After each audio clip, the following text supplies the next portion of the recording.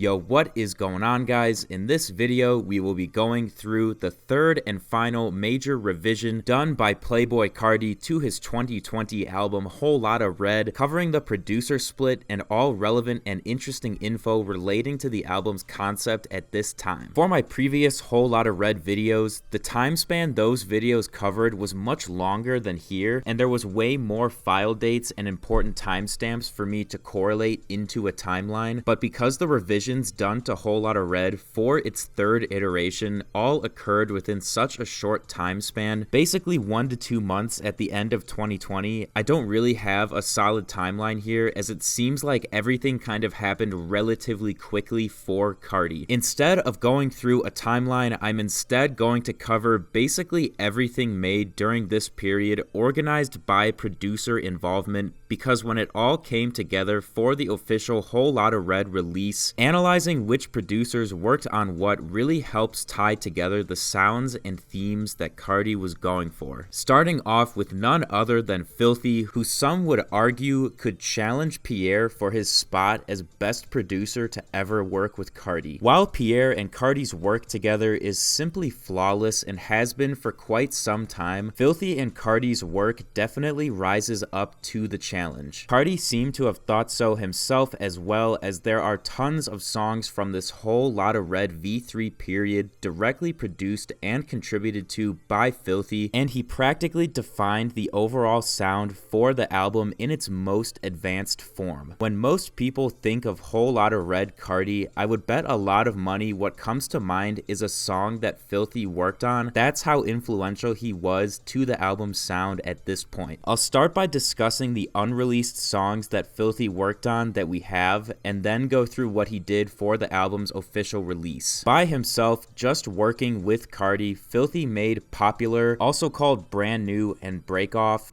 I be poppin' shit off, I'm popular.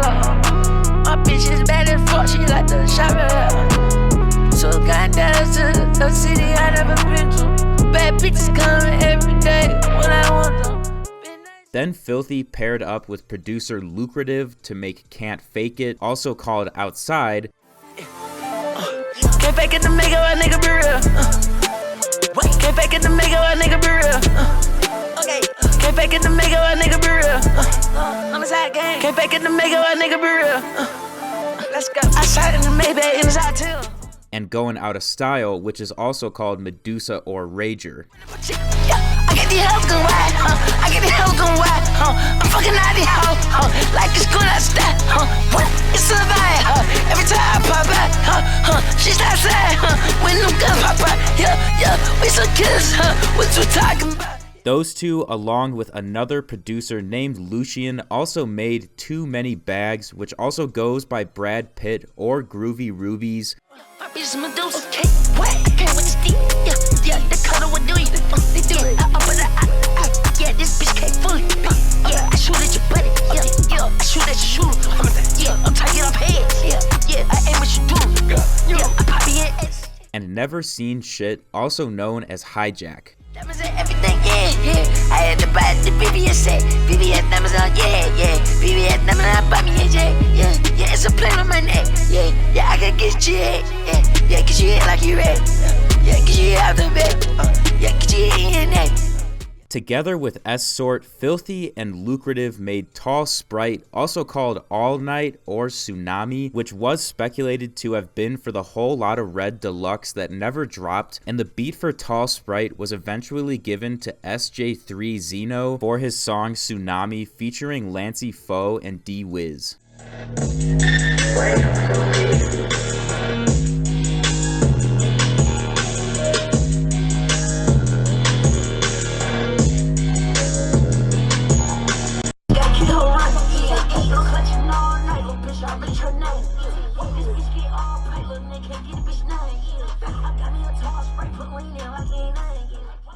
And rounding out Filthy's unreleased contributions is the legendary Rockstar Made featuring Travis Scott, which Filthy produced with Jonah Abraham, a snippet of which was played on Aiden Ross's stream, confirming its existence.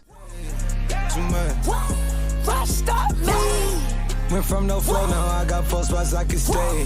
Flew her to San Fran to watch the play, she thinks she bae.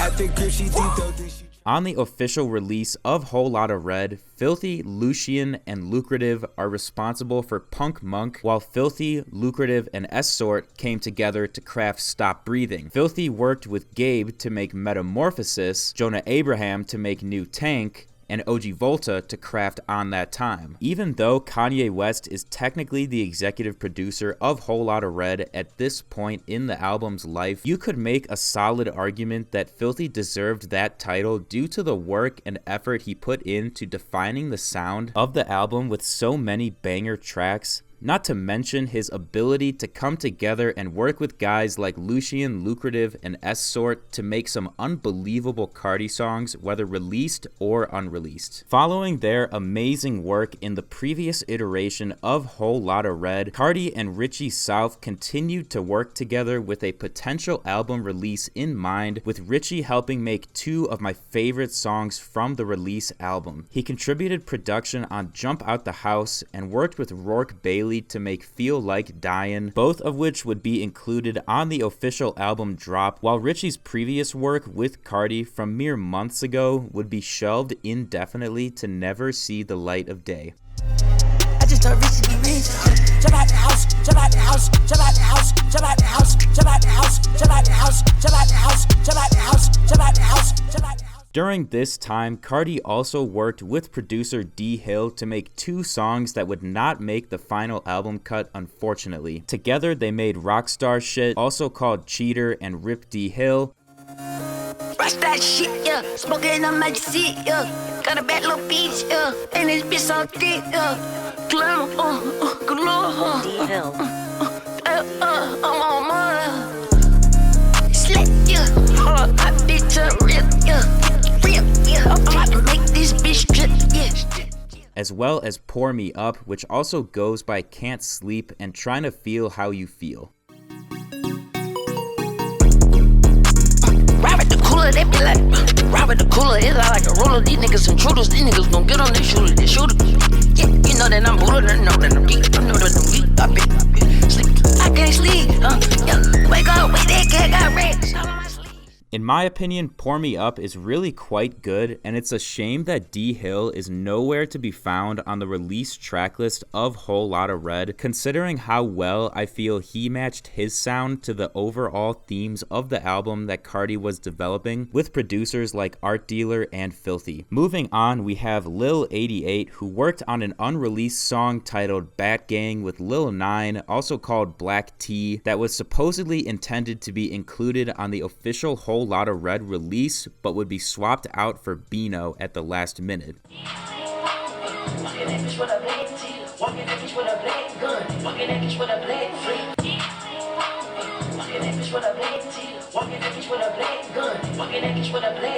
Lil 88 also worked on a song called Rover Sport, also known as Bring Your Friends, that would not be included in a final release.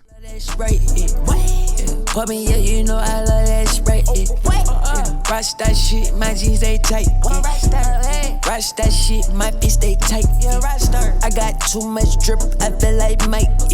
I'm taking Euro trips. Lil 88 did have a presence on the release version of Whole Lotta Red with Beano, which he produced with Outta Town. While Bat Gang sounds really good, and I wish we could have gotten it for an official release, Beano is by far one of my favorite songs on Whole Lotta Red, so I think I'm okay with Carti swapping the 2 for the album's release. Next on the producer list is KP Beats, who worked on an unreleased song titled Ridin' with producer Fluggery, although it also goes by Born Sinner, Lord Can You Spare Me, and Country Mart.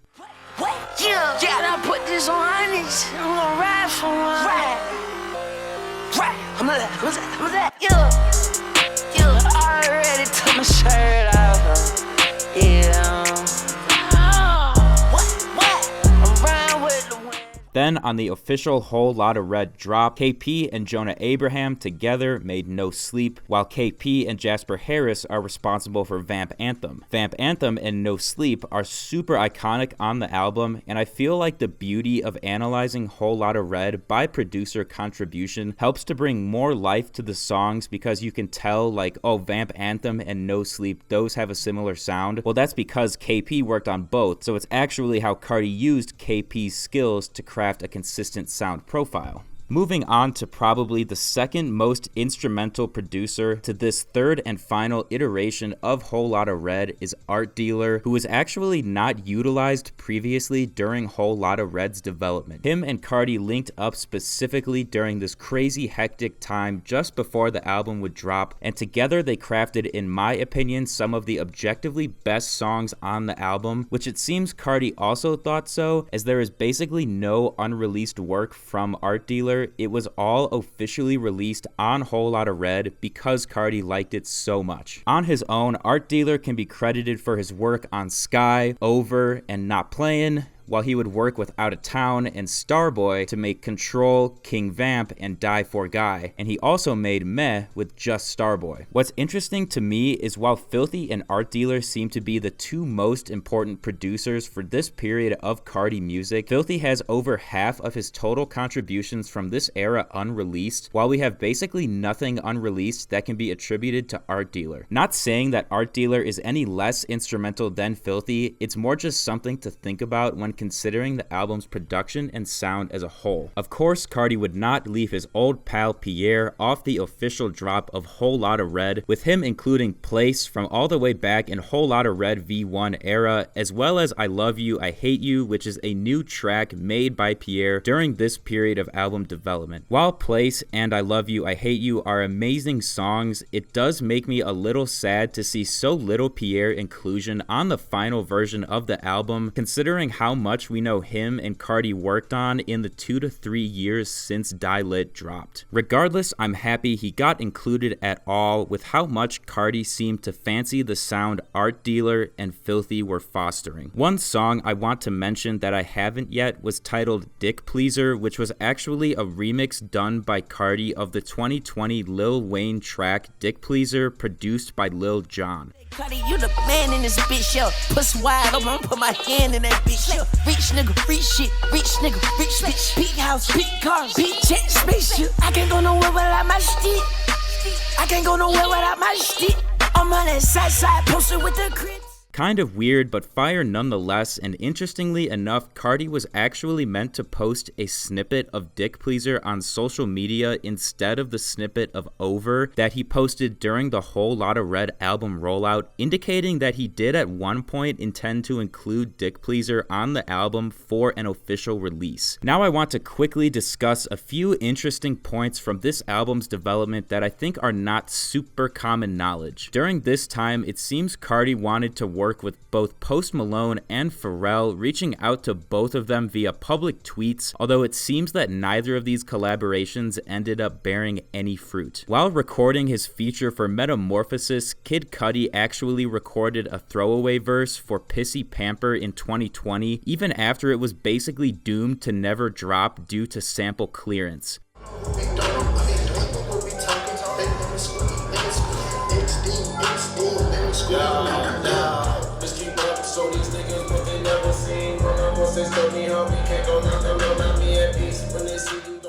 It's likely also around this time that Carti recorded his feature verse for Solo Dolo Part 4, which was originally intended to release on Kid Cudi's next studio album, which is supposed to be dropping soon, but apparently Carti never cleared his feature, so the song was scrapped.